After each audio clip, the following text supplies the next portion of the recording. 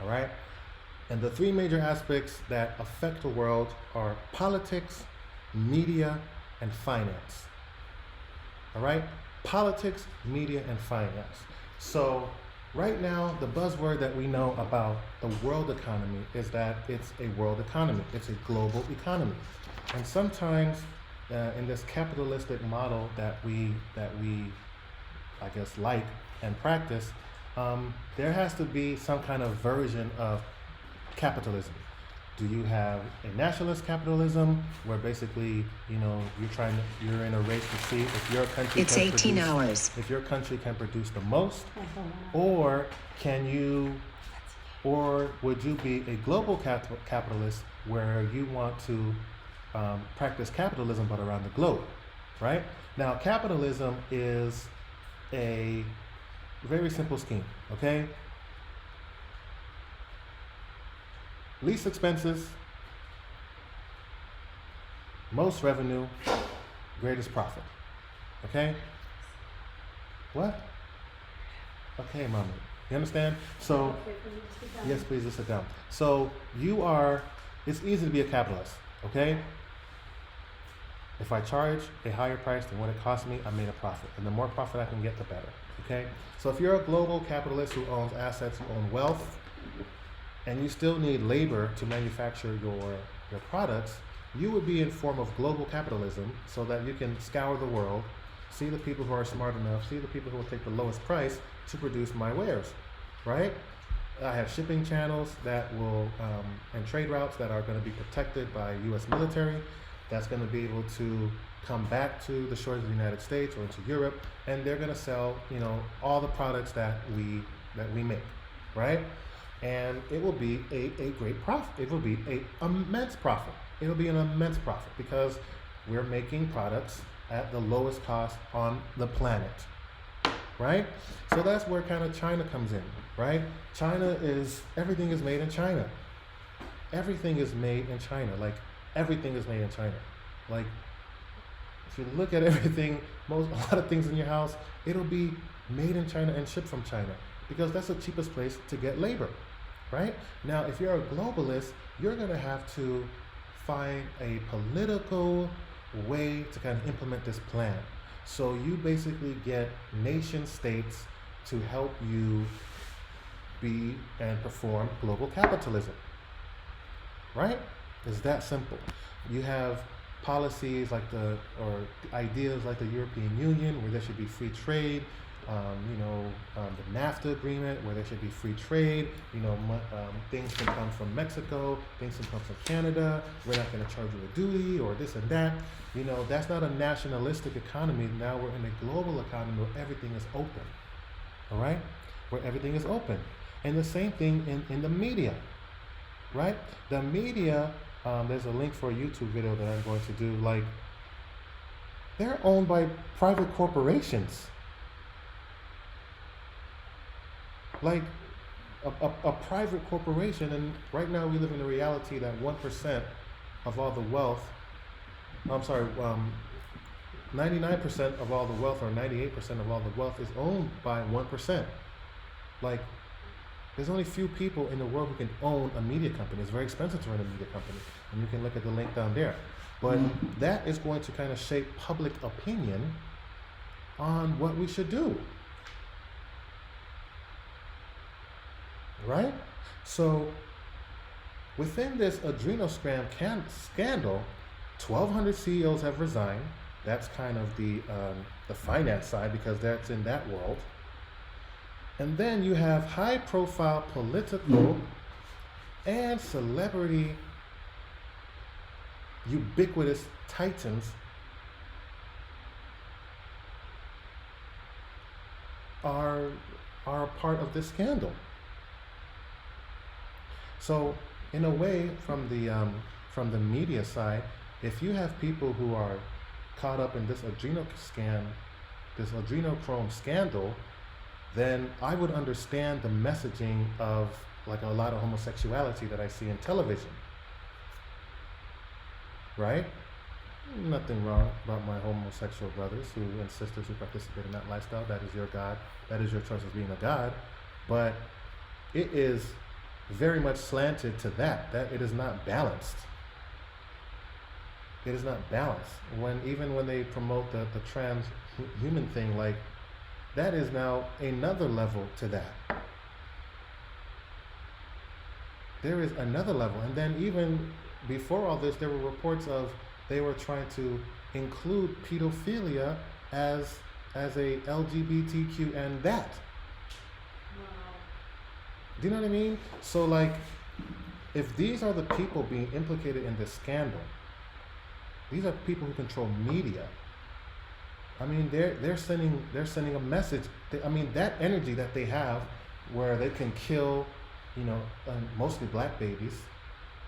The Clinton Foundation has a seemingly strange relation to the island of Haiti, and there's horrific stories of what happened in Haiti after the earthquake.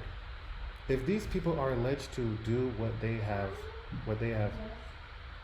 if these people are alleged to actually do what they are alleged to do, I can't imagine what they think when they make decisions about global capitalism. They may make a decision when they are high and they know that their high is going to be satisfied by adrenochrome. They may cause a panic. They may take advantage of an earthquake. Do you hear what I'm saying? They may take advantage of an earthquake. Go down there, set up shop, and collect. Because these people are fiends. So then when you look at their legislation, when you look at their policies, I say as a black man, when I look back at their history, I said, you know what, their policies did not help me. They are very much anti-black with their 1994 crime bill.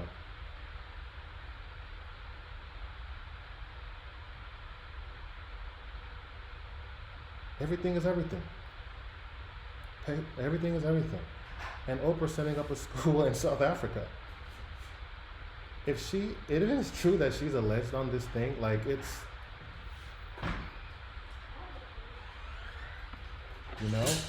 so, this stuff kind of brings you down a rabbit hole. It literally does. It brings you down a rabbit hole, and what happens is, when you're down the rabbit hole, you're trying to connect dots that are in the other reality that you do know, the one that is put on TV, that's in social media. And you're starting to just connect the dots. And I'm connecting a lot of dots, Like there's a link that they say, over 800,000 children are reported missing each year. That's 2,000 per day. I mean, how many people have died of COVID, honey? Honey? What? How many people have died of COVID? In where? Like in right now. States? Like right now. Total, I think we're like at 9,000 now. Okay, we're at 9,000 deaths in COVID. It's 6,000. Come back here. Can you come back here? I'm so tired. Okay, stay over there. It's 9,000, whatever the COVID deaths. Let me look it up here. COVID deaths in US.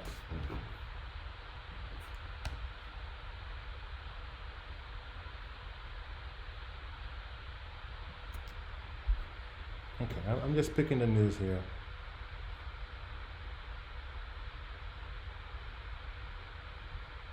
I don't see the total.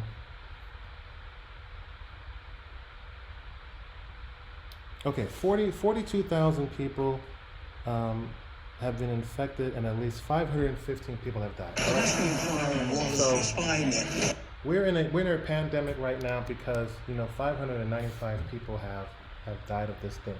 Okay, and from what I heard, it's a very aggressive virus that attacks the lungs, right?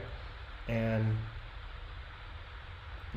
while we're in flu season, while we're in allergy season, like the immunity of a lot of Americans are at risk, right? People can get colds, their allergies can kind of flare up. And if you have something like COVID that is out there while your immune system is compromised, that could wreak havoc. That could wreak havoc. And I think that's why it is vigilant to kind of stay home, because for a lot of us there are a lot of allergies that a lot of people suffer, right?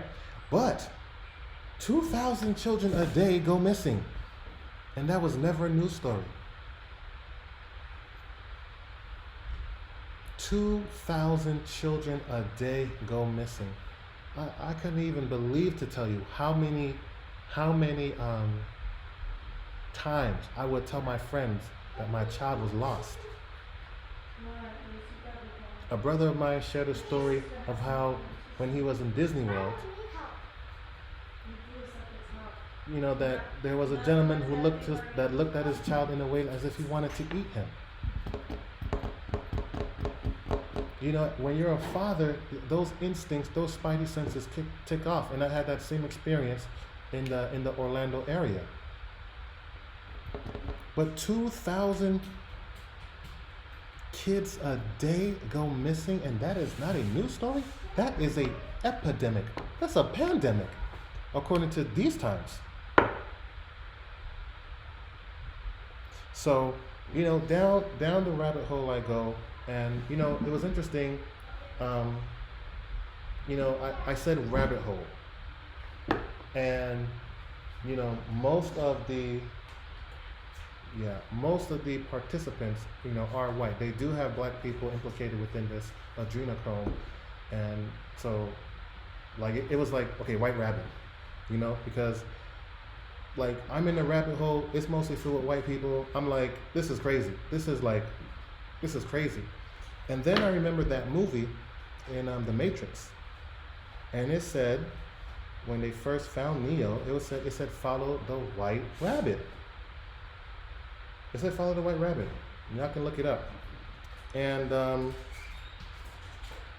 what's interesting about this adrenochrome is its chemical structure. I'm not a good scientist here. But I guess the way that it's drawn up or displayed chemically, if you invert it, it looks like a rabbit. It looks like a rabbit. So, you know, that's kind of what I think that is going on. I think this has major events that will affect your life. I think the fact that a lot of CEOs, and they don't say how many of them were financial, but from what I hear, there was a lot of financial CEOs implicated on this. I think, and I'll put on another conspiracy hat, I think this battle has to do with debt. Like, you know, the GDP of the United States can't pay all its debts.